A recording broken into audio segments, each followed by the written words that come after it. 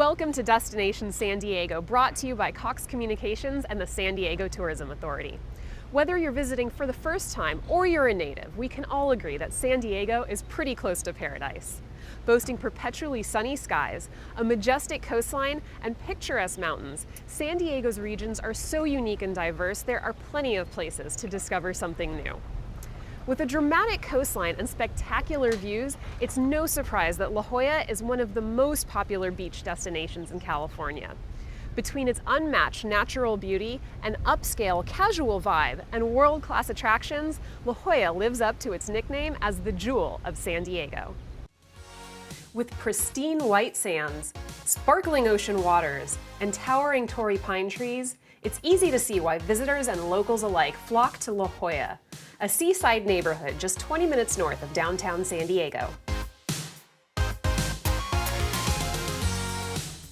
Visitors can spend their time exploring La Jolla's natural features by land or by sea, sip delicious cocktails at high-end lounges, and end the day with some of the best live theater in the country. La Jolla offers the quintessential San Diego experience, from designer boutiques to some of the city's best restaurants and arts and culture. Come with me to discover what makes La Jolla one of San Diego's most vibrant neighborhoods. When it comes to active recreation, La Jolla has plenty of ways to enjoy the great outdoors. Start your day exploring on land with a hike through the Torrey Pines State Reserve, or take to the sea for a kayak tour of La Jolla Cove. There's no better way to enjoy the coastline, and you never know when you might encounter a friendly seal or dolphin. After a morning kayaking session, you're bound to be hungry, and La Jolla is filled with incredible dining options, from grass-fed beef at Burger Lounge to the luxurious and artistic cuisine at 910. Another top spot in La Jolla is George's at the Cove, an icon of San Diego dining with one of the best views in the city. Chef Trey Fauché is known around the country for his innovative and fresh California cuisine. And nothing pairs better with the view than one of George's signature cocktails. If you're dining at George's at the Cove, you might notice something other than the beach below. The mural Brain/Cloud by John Baldessari is part of the Murals of La Jolla collection, which brings massive photographic and painted works to the community. Let's head to the Quint Gallery to find out more about this collection. The Murals of La Jolla was started by a collector in town, a friend of mine, Matt Brower. The original idea was to do sculpture and came up with the idea that there are a lot of empty walls and it would be an interesting project to do murals. Since then, we've put in 14 murals, I believe. Probably the most popular would be John Baldessari's palm tree mural with the brain cloud above it. That is definitely one of the favorites. Make sure you spend some time in the afternoon exploring La Jolla by foot.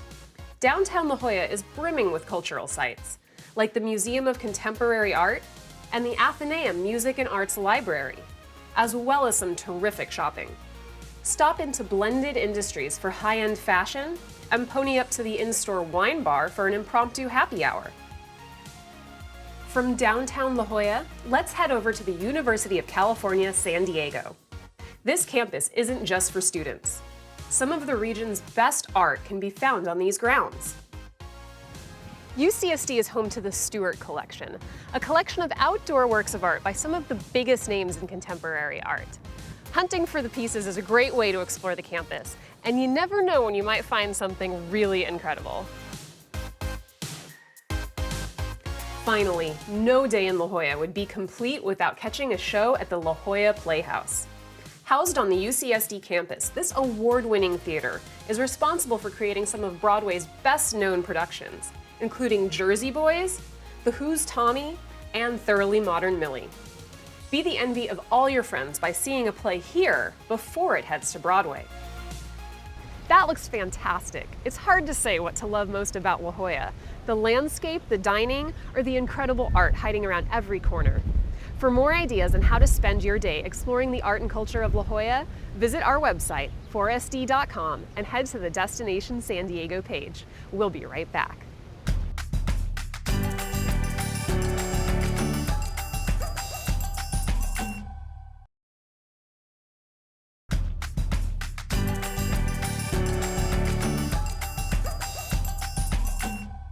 Welcome back.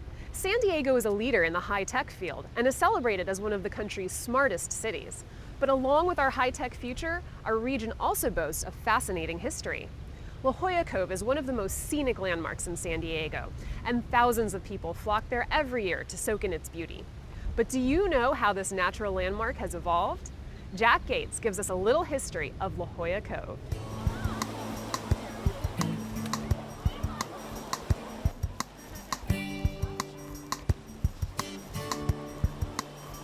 The La Jolla Cove is Mother Nature's protected haven. It's a picture-perfect combination of sand, rocks, and water. Basically, it's just a place of beauty, a place of natural wonderment. It's just a very pleasant place to be. And La Jolla historian Carol Olton says people have been sharing the Cove's beauty for more than a century. The Cove was captured in these early postcards, and it's been recreated in hundreds of paintings. This is how the La Jolla Cove looks now. But this is how it looked back then, back in 1895. You could change in the bathhouse and swim, or just come and enjoy the scenery. People would actually take a horse and carriage from downtown San Diego and drive up to the Cove for picnics, as everybody had popular picnics and that sort of thing. Later, sightseers arrived on the rail line from downtown to La Jolla. The bathhouse expanded. You could get hot coffee there, kind of the Starbucks of its day. But in 1905, the bathhouse burned down, and it's hard to imagine looking at the Cove today. In 1906, a second bathhouse restaurant complex was built over the Cove. The second bathhouse was very, very elaborate, though, at least for that time. It included a dance pavilion and actually a swimming pool inside of the bathhouse itself. It was kind of like sort of like a Coney Island kind of thing at that time. It was also a great place to advertise. Cook with gas, light with electricity, boasted the San Diego Consolidated Gas and Electric Company. But by the 1920s, La Jollans thought the bathhouse had become a rundown commercial eyesore. La Jolla has always had this thing for beautification, and at that time even there were beautification committees that were concerned about, too many tourists, too much trash, too much this and that, So in 1924, the second bathhouse came down. In the late 20s and 30s, the city started to beautify the area.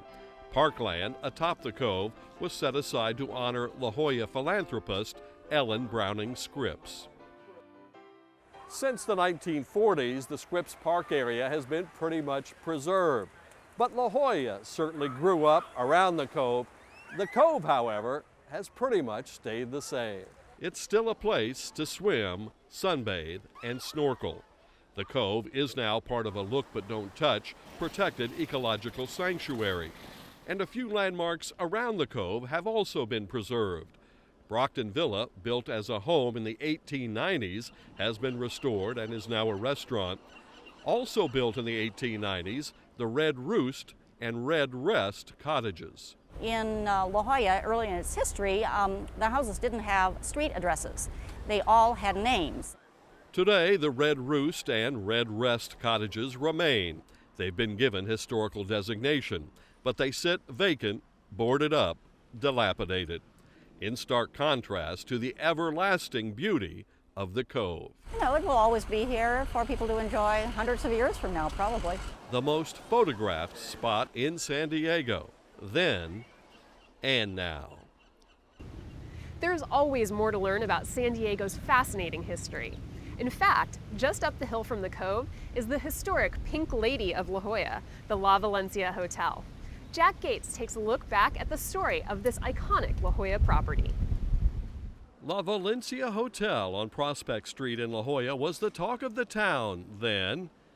Dissolved to the same shot now, it's still one of the resort destinations for relaxed elegance. Really, we like our guests to, sort of create the pace as opposed to us dictating it to them. The hotel's managing director says creating a relaxed pace and enjoying stunning ocean views started long ago.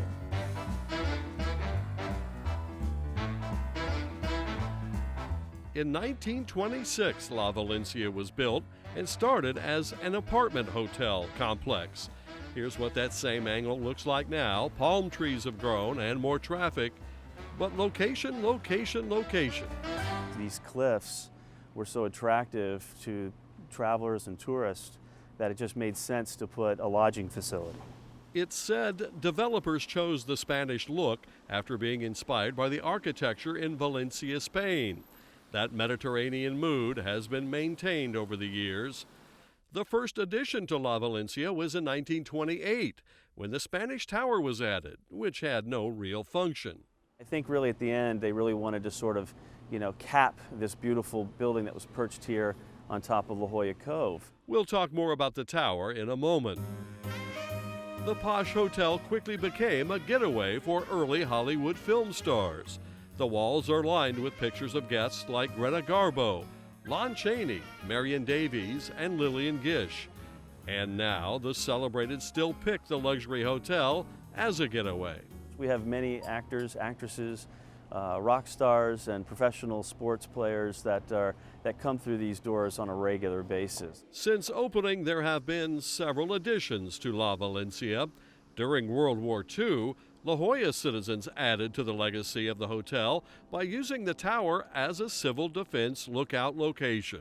Many of the La Jollans took 2-hour turns, actually perched up in the tower and looking out over to the ocean and looking for, enemy vessels, whether they be, by land or sea or air. The enemy didn't make it to La Jolla. But La Jollans also used the Galleria in the hotel as a place to read or rest then. And now the Galleria has been updated, but is still used. The La Sala, or the living room in the hotel, was also a common place for locals to come and relax. The La Sala, or the living room now, still has that old-time comfortable feel for guests. La Valencia is registered as an historic hotel landmark, meaning the pink color has to remain, along with the hotel's physical structure. I think there's always a plan to say, how do we, continue to stay current? The current plan has been to update restaurants and the 113 guest rooms. Luxury villas with a pool and ocean view, by the way, do go for $1,500 a night. But it's all part of the heritage and management philosophy. It really is that it's a history, a tradition, and a legacy, and we build on that every day.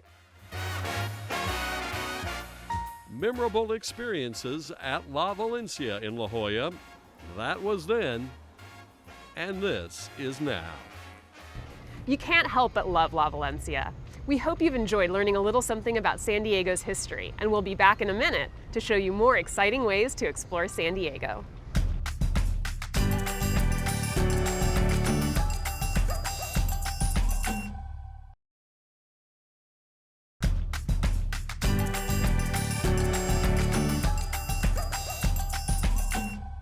Welcome back.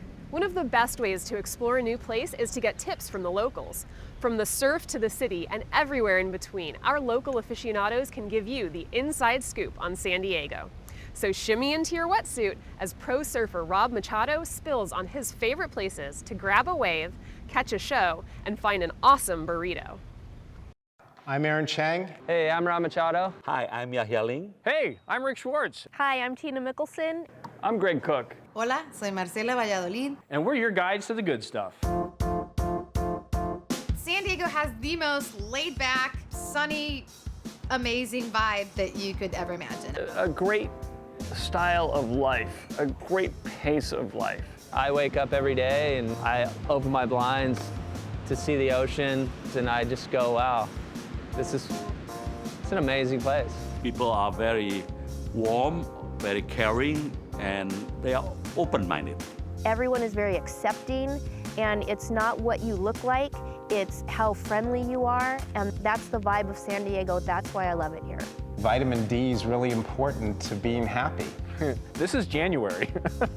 It's very easy to find inspiration in a place as beautiful and as laid back and as perfect as this. You know, we have such a beautiful beach. You have some of the great music, great culture and museum, and plus more. I think there's just a little bit for everyone in San Diego. San Diego is really coming of age. There's so many things going on here. It's now very difficult to keep abreast of everything. I get to discover new, really cool stuff every day.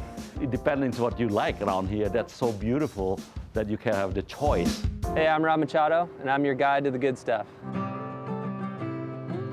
I've been a lot of places, and there's not that many places around the world that you go to where you have an area that's so compact with so many good surf spots. There's reef breaks, there's beach breaks, we have piers, we have jetties, and it offers every level of surfer a chance to ride different kind of waves. As a beginner, like, you want to go out and catch as many waves as possible because you're learning, like, every wave changes. If I had one piece of advice for a beginning surfer, I would tell them, you know, go find a little zone that's away from people. Like, between Swamis and Seaside, there's a dozen waves. Dial in and just have fun. Nowadays, I find myself surfing Seaside Reef a lot. It's got a good variety of waves, good vibe in the parking lot, cool beach to hang out. If I had a friend coming today, I'd probably go to Swami's. Waves have been pumping for the last week. This is when Swami's comes alive. Kind of almost want to run up the beach and catch a few. If I just surf for 3 hours, I'm hungry, I'm probably gonna hit the Seaside Market, a little zone there. I get a slice or two at East Coast Pizza, and I wash it down with an acai bowl. My food fish bowl is really small. I have Zenbu and Rimels, which are together. So you got sushi and you've got rotisserie chicken, burritos kind of thing.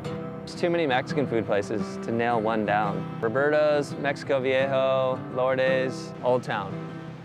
I like Old Town. Go in there for a good Mexican meal. That's where it all started. We got some time to kill. We're gonna hit Roberto's, get a burrito, coming over, because Roberto's is coming in hot. Could I have 4 bean and cheese burritos with rice and guac? Why do you eat at Roberto's? Why not, man? The best Mexican around, bro. See? Are you going selfie? I'm gonna do both. How's that sound, dude? All right. Well, I got you here. Sweet. I'm always down for good music. If I had to pick my top 3 music venues in San Diego, I'd say #1, Belly Up, Spreckles Theater in downtown, and Copley Symphony Hall. The Belly Up in Solana Beach right here is, I think, one of the best venues for music in the world. I've seen B.B. King, Jimmy Cliff, Ben Harper, young kids like Austin Burns, who's not even old enough to go in there. You know what I mean? It's you see all spanning the whole world of music, and it's not only the music, it's just it's got a really good vibe in there. You walk in there and it feels cool. It's all wood and it's a lot of history. The last Bon Iver show I went to was at Spreckles. Hands down the best concert I've ever been to. I was blown away. It was this very intimate setting. It was so quiet. You could hear a pin drop, and there was a lot of respect in the room. Same kind of show was at Copley Symphony Hall, right down the street, and I saw Ed Vedder play his solo acoustic show there. Just gives me the chills thinking about it, you know? World champion surfer Rob Machado is definitely one of San Diego's coolest locals. Stay tuned, we'll be right back to share more of San Diego.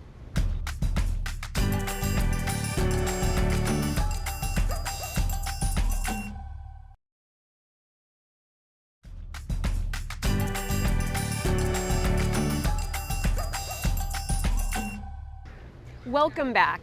Each year, more than 20,000 gray whales make the journey from Alaska to the lagoons of Baja California to give birth. With 70 miles of coastline directly in the migration path, San Diego is the ideal destination to see this impressive parade of gentle giants. Vicki and Mark Pruitt from Denver, Colorado are on a San Diego voyage of a lifetime.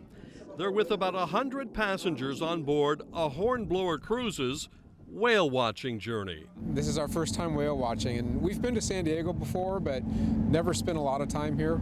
So this is really exciting for us. This is all new. I'm just excited to see some whales, and hopefully we'll see some different kinds of whales. Now imagine this. If you Captain Jeff Bearden tells the passengers they picked the right week for whale watching. This is the peak. This is just about the peak of the southbound migration. The ship heads out about 10 miles to sea, where gray whales make their 6,000-mile journey from Alaska to warmer protected waters in Mexico. And this time of year, you can expect an average of about 200 gray whales every 24 hours to pass by San Diego. Tracking their annual trek has become tradition. San Diego is actually the home of whale watching. Scientists here started whale watching in 1968. The idea caught on, then whale watching became a popular commercial business. And as we near their expected path, the Pruitts and other passengers are told to look for whale spouts, the water and air whales expel when they surface. It doesn't take long. Oh, there's the ball. We come upon 3 whales. The captain gives them room, using caution and respect. The 35-ton creatures come up for air, then dive again, showing their flukes or tails. Here's another one, And after more dives, one of the 50-foot-long gentle giants comes up for a curious look. Look at that. That's his nose. That's its nose right there. Passengers are treated as some whales even seem to wave. Pectoral fin. That's the side fin right there. For $20 a ticket, the Pruitts get quite a show. It was awesome. We didn't expect to see so much, but we saw way more than we had hoped. It was just one of those things in life that you hope you get to see, but to actually see it was worth every penny. It was great. It is an awe-inspiring experience to be able to hear the whales expel air and to be close enough to see barnacles on these giant mammals. It is a humbling experience for many passengers. I actually have to confess, when I saw them, I had tears coming out of my eyes unexpectedly. It's absolutely beautiful, God's creatures. Enjoyed it very much. We got to see them do different things. I mean, we saw their flukes, we saw them go on their side, and it was just very amazing. It's a whale-watching day even the captain appreciates. You know what? This is a treat, even for those of us who do this all the time. This is thrilling. That's always a spectacular sight. We hope you've enjoyed this edition of Destination San Diego and that we've inspired you to go exploring in your own backyard.